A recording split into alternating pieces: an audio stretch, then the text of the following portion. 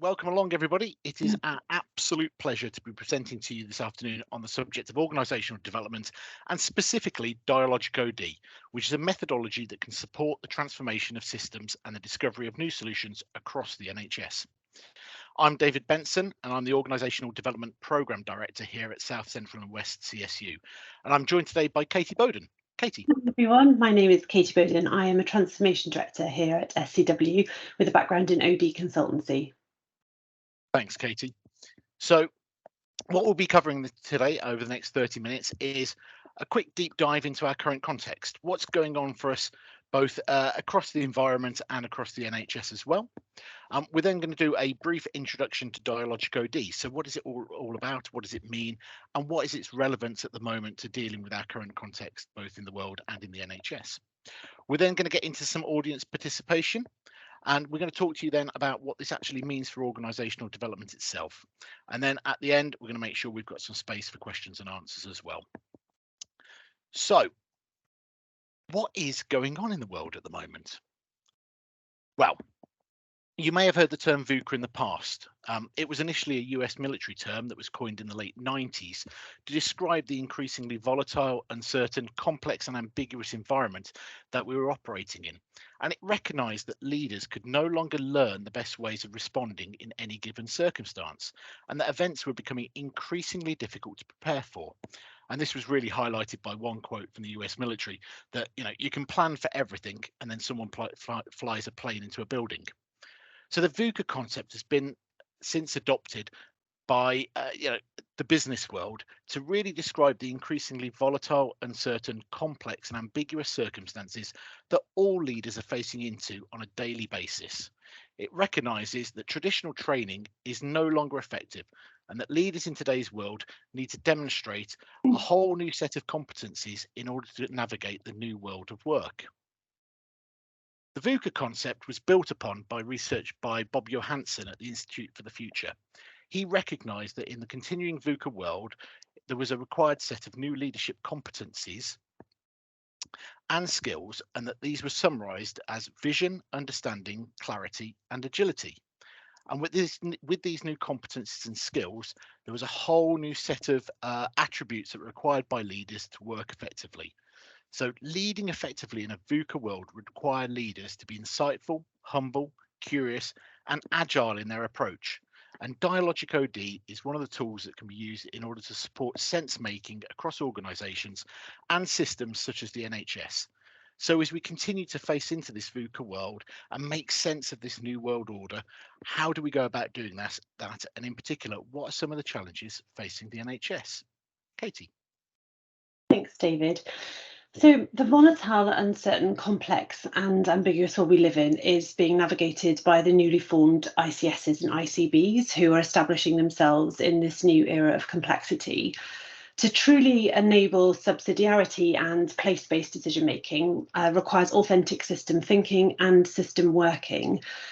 We all know there is an unprecedented demand on health and social care, and as we face another winter, we carry a legacy of post-pandemic exhaustion and post-Brexit workforce pressure. Never more has the health and social care system needed to focus on getting medical and frontline staff into the systems ready to provide patients and service users with care. We work closely with and listen to our system partners and hear that they are stuck in the tactical and operational reality of unprecedented demand, whilst dealing with destabilising organisational change. So strategic thinking feels as though it's at the bottom of the in tray, but our system leaders know as well as we do that it is essential to create a culture where system decision making is enabled. So we're finding our place in the system to be able to offer a Dialogueical D approach, to understand that everyone's experience is different and shapes their understanding and ability to respond effectively. So through hosting events and using strategic facilitation techniques, we're creating a container to listen and learn about the system context that our health and social care colleagues are navigating. Currently, we're working with a number of ICSs to support a culture of bravery to continue dialogue around collaboration and complexity and how to create transformational change. Complexity means that there is no one right answer, but all of us are in the system and we want to do the right thing. So why won't everyone just do the right thing?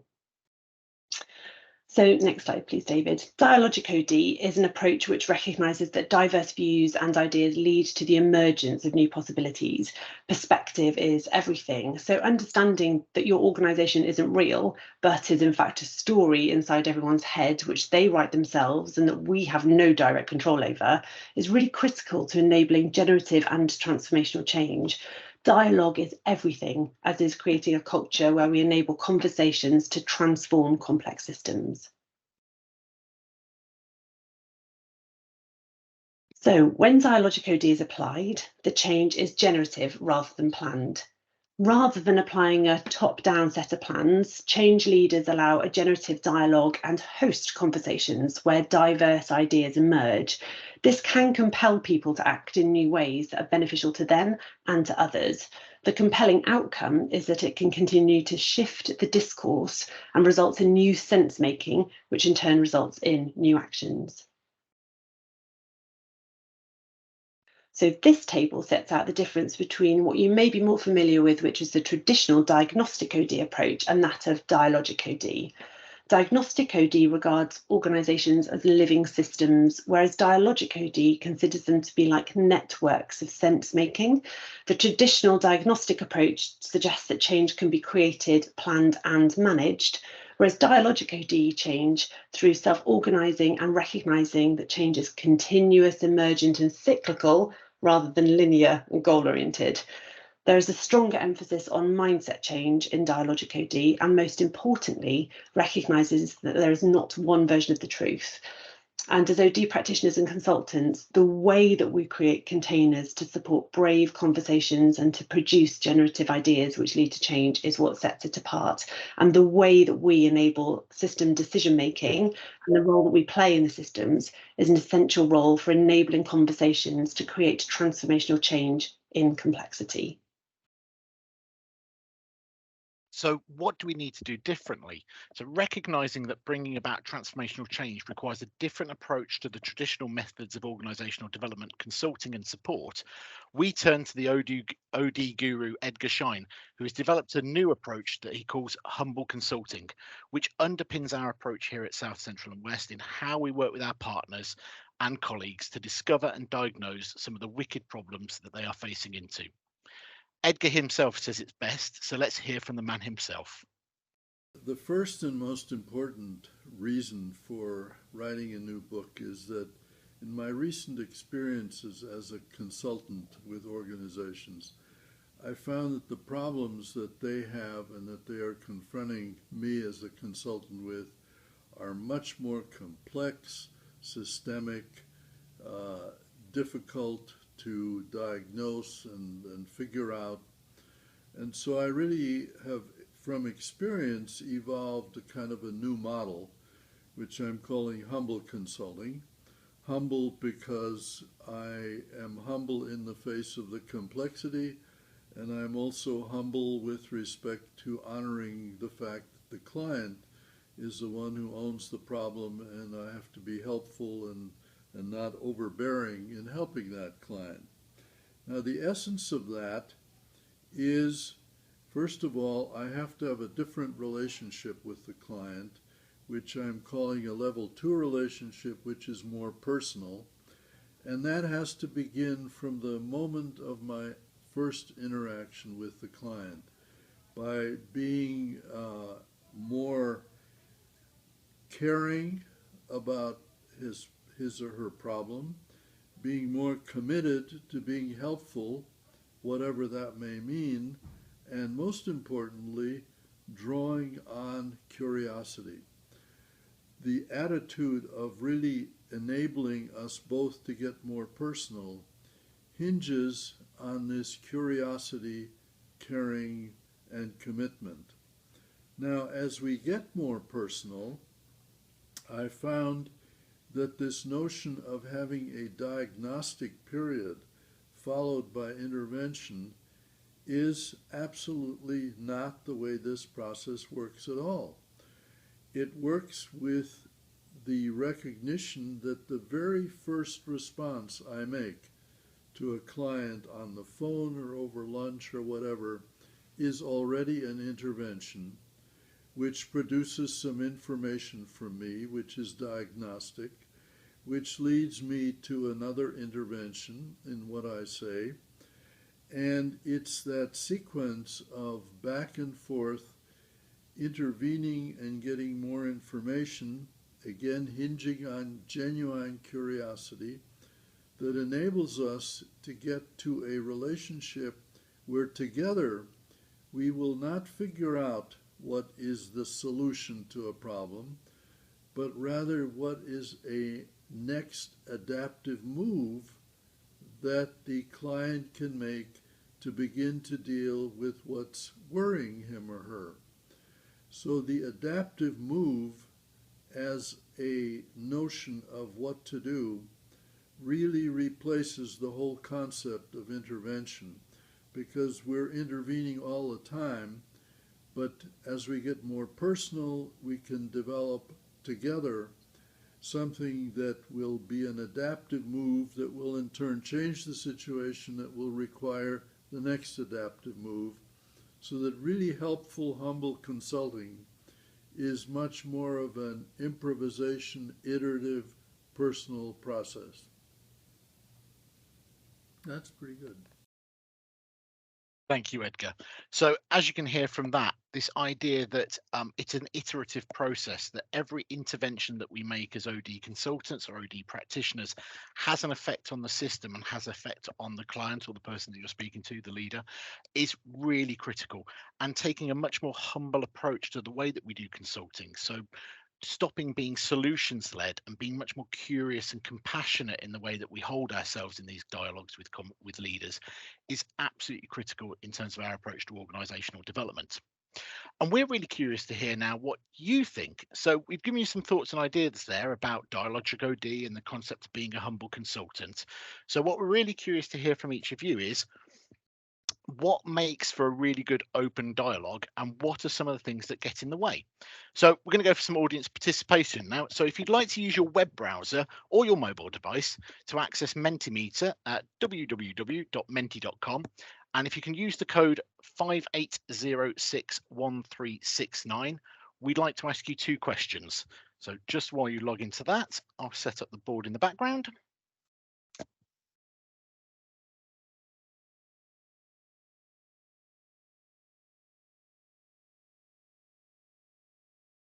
And I'm hoping that you should now all be able to see the Mentimeter board. Katie, give me a nod or a thumbs up. That's perfect. So first question for all of you. What gets in the way of honest, open dialogue?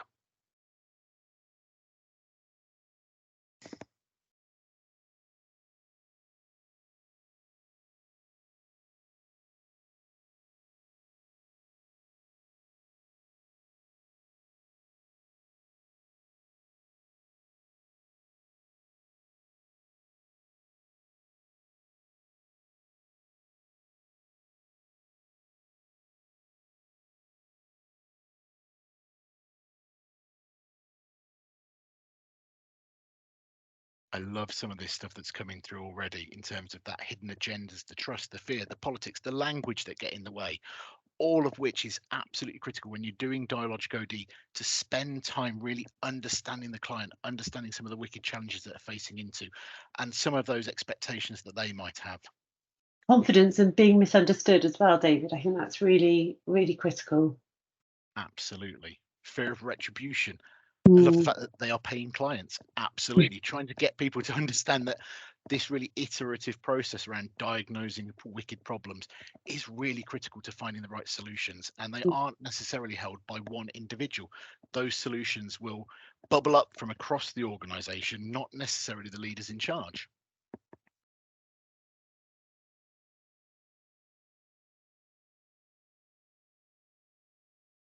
That's fantastic. Management barriers, challenging individuals, beliefs and biases, all of which, being a humble consultant and adopting a Dialogueical D approach, can really support with and really help with.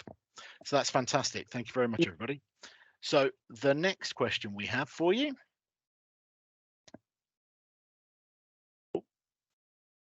is, What are the key skills that you need to facilitate strong dialogic OD conversations?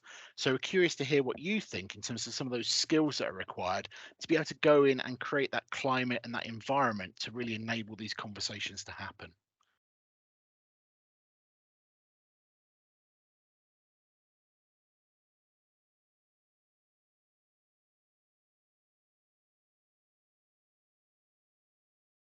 Curiosity and curiosity. And more curiosity. Yeah. Listening, absolutely. That authentic, active listening, that real approach of being in the room with the client, be it virtually or face to face, and really taking the time out to understand their complex challenges and being curious about what's going on below the waterline is absolutely critical. I saw someone had also put access for all in there. Really, really important skill. Empathy, Yeah. passion, curious approach, all absolutely fantastic responses and all what we would expect to see in a modern organizational development practitioner, to be honest, in terms of that ability to really show empathy, develop listening skills, curiosity, confidence, authenticity, all absolutely critical. And happy to be vulnerable, I saw as well. Really, really important.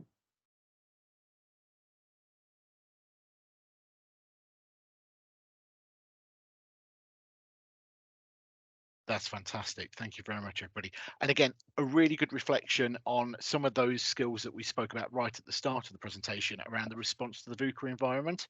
If you're facing into this volatile, uncertain, complex, ambiguous world, actually having that active listening, having the curiosity, having periods of reflection, having the courage to step into these brave conversations is absolutely critical.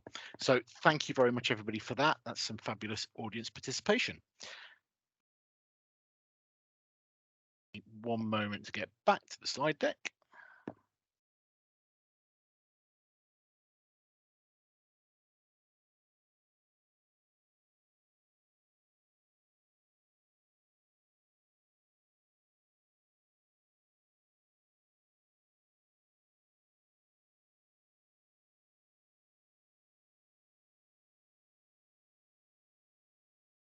And we're back. So what does this all mean for organizational development?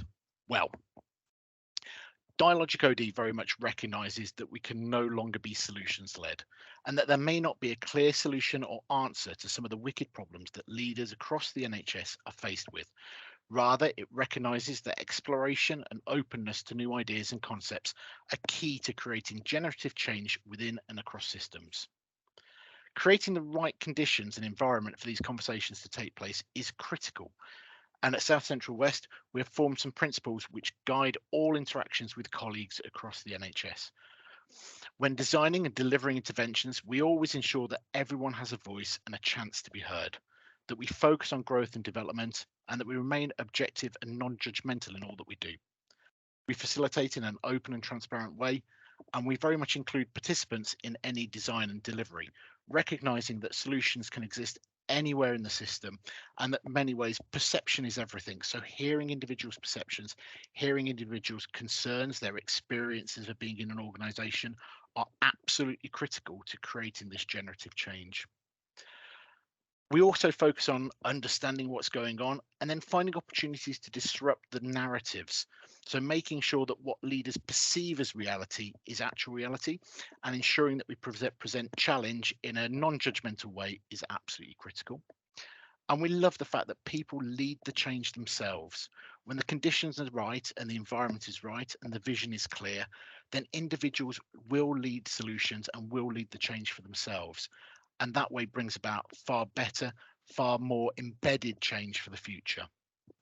And we also recognize that actually solutions can be anywhere, and therefore finding things that are really interesting to an organization that could have the germination of an idea or a solution, and then following that to its natural end is absolutely critical. And finally, adopting learning as the strategy for change, recognizing that everybody, irrespective of where they sit in the NHS, is on this learning journey as we deal with the VUCA environment is absolutely critical. So for us, those are some of the principles around doing Dialogic OD and how we perform it here at South Central and West CSU. And now for the final 5 minutes, we've got an opportunity for questions thoughts or reflections. So this is where I'm hamstrung a little bit because I can't see what's in the chat. But if anybody's got any thoughts or questions now, please do pop your hand up or just reach out into the room and ask any questions or thoughts. Or if you have any reflections, that would be great. Jill's put a question in, David. Thank you, Jill. What's the difference between generative change in conversations and just change in conversations?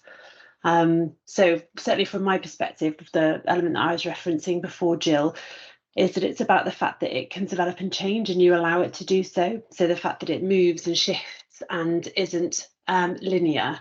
So the traditional diagnostic OD approach would be very much that there's sort of a beginning and end to the change in the conversation. And the idea about generative is that you allow it to develop and be organic and evolve and develop as it goes. I don't know if you have anything to add, David.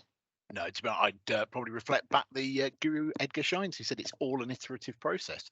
You know, you may start off on one area of diagnostic, but actually discover that the problem and the resulting solutions are actually completely unrelated to what you're talking about in the first instance.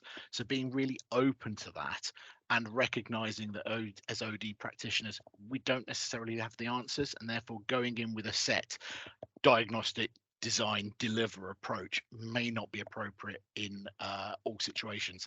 And certainly we found that working with ICSs and systems of ICSs, so regions, where actually going in and starting to talk about things like the 10 people function outcomes actually results in solutions that perhaps we wouldn't have got to if we'd gone in with a very traditional OD approach. And the key there is also that element of authenticity. I think if you went in, and that's why I think Edgar uses the word humble, because if we went in with the view that we had the answers, which is quite a traditional kind of consultancy way of working and OD way of working in some respects, you're very likely to miss what could be another option, another view, another voice. Someone said something about access to all. There's something here about the fact that there's that authenticity to listen to all voices in the room, because if you are able to, then it generates different ideas which spark different behaviours in people, and can be really compelling in the actions and outcomes that you get. As David said, the work that we've been doing across ICS is to host those conversations and to go in to really allow that authenticity and confidence for people to have those conversations, the brave conversations in the face of sometimes, you know, contentious issues as well as complexity, enables people to find the really, really authentic opportunities to create solutions for these problems, recognising that there isn't one size that's going to fit all as well. Thank you, Jill, for your question. Thank you. So another question from Kate that's come in. I was recently involved in designing a culture assessment. There were model theories that we pulled on, but we would absolutely listen to the customer and made it tailored to them. Absolutely, Kate. Yeah, just really going in with a framework is great. Of course it is. And you know, there's a lot of academia and theory that holds a space in this place. But I think allowing for that dialogue and allowing for it to be, you know, client, leader, customer, whoever you're working with, led, is really, really critical. And I think the skill of organisational development in Dialogueical D is being able to hold that in a very authentic and honest way, and maintaining that psychological safety and enabling those brave conversations to take place whilst coming from that central point rather than being done to. And we know through recent research that actually changes that stick, the ones that really have impact, the ones that come from that place rather than being delivered and done to.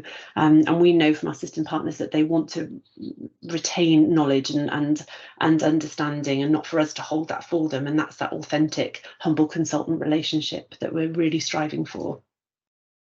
Couldn't agree more. And one of my favorite methodologies when doing some of this work is around appreciative inquiry. And absolutely one of the key tenets of appreciative inquiry is that you involve the individuals in the design of the questioning, of the workshops, of all aspects of what you're doing, because that way it feels like their own. So things like culture surveys, etc., I think it's really important to involve participants in the design of it and also the analysis of results afterwards. Kirsten, I can see you've got your hand up. Oh, well done. Hiya, thank you. Reflection and a question, really. It's really interesting thinking about the moving away from solutions-based approach. Actually, it chimes with something happening in my personal life at the moment, in that I'm supporting a couple of friends with some sort of mental health challenges, I suppose, life challenges, and I've been reminded of the need not to jump to kind of trying to fix and come up with solutions, and realizing that actually when you're giving that support, you just need, it's the active listening. It's like person-centered sort of counselling and support. It needs to come from them. So that's an interesting comparison, sort of personally, in terms of this approach that you're suggesting. But my question is, don't a lot of customers come to us wanting a solution? So how do we sell this when you actually think that's the best approach? But in my experience, people come to consultants because they want it fixed. So that's where the key for me is the way in which we do that. So the real skill is the method in which we operate as consultants, and OD interventions can shift and change. I mean, you may also have experience where your customer starts thinking that they know that they want something, and that shifts and develops and changes as the programs move on. And this is really kind of bringing that right to that beginning, that interaction, like Edgar Schein was saying, going in the first interaction that we have with a system partner, with the client, with the customer, is the beginning of the intervention and the diagnostic, and our skill is in how we shape that through our facilitation, through our questioning, through our listening, and be able to contain that. So I think you're right, there is something about, we are there to enable solutions, but the key is in the enabling rather than the doing, or actually then having it. And I think the complexity of the world that we're in means that there isn't one right answer, and I think that we need to be really having those developed and strong, mature relationships with our clients, so that the more we understand about them and their system needs and their positioning, the more informed we are to be able to shape those dialogues and those conversations. But the key is not having the kind of the view that we have the answers to give, because more often than not we don't, or they're not necessarily the right ones. I'm just going to go to the chat very quickly before we finish off. So Vanessa, thank you. She said this system encourages ownership, feeling valued, and not feeling like you're being done to. Many heads better than one, absolutely. Paul's popped in a question. What do you think is the biggest challenge for a Dialogueical D approach emergent to take place in an environment like the NHS, which takes great comfort from having a plan? Excellent. So the biggest challenge, it's probably in your question, Paul, I would say it's the fact that we are trying to feed a plan, without getting us all too political and telling everybody how the system works, because we all know that, we have this dynamic which is enabling subsidiarity and place-based decision making, while recognizing that we have to live in a controlled, planned environment because we have constraints and things to deliver on. So for me, it is about how do we truly enable culture change to have that safe space for learning. So Amanda Pritchard said in her recent keynote speech at the Confed, the NHS is the world's largest learning organisation. How do we really enable people to feel safe in that space so that we can learn, fail, pick up again, and keep moving in the right direction, whilst working towards a framework and a plan, but having the safe space to be able to really find those authentic and meaningful transformational changes in the complex environment? That is the $1 million question. So if anybody's got the answer, let David know. In which case, everybody, that's our half an hour. It's 1 o'clock. So thank you so much for joining us this afternoon. If you do have any other questions, insights, thoughts, please do drop either Katie or myself a line. Do get in touch. Thank you very much for all the thumbs up and applause. It's very much appreciated. And thank you very much for your time. As we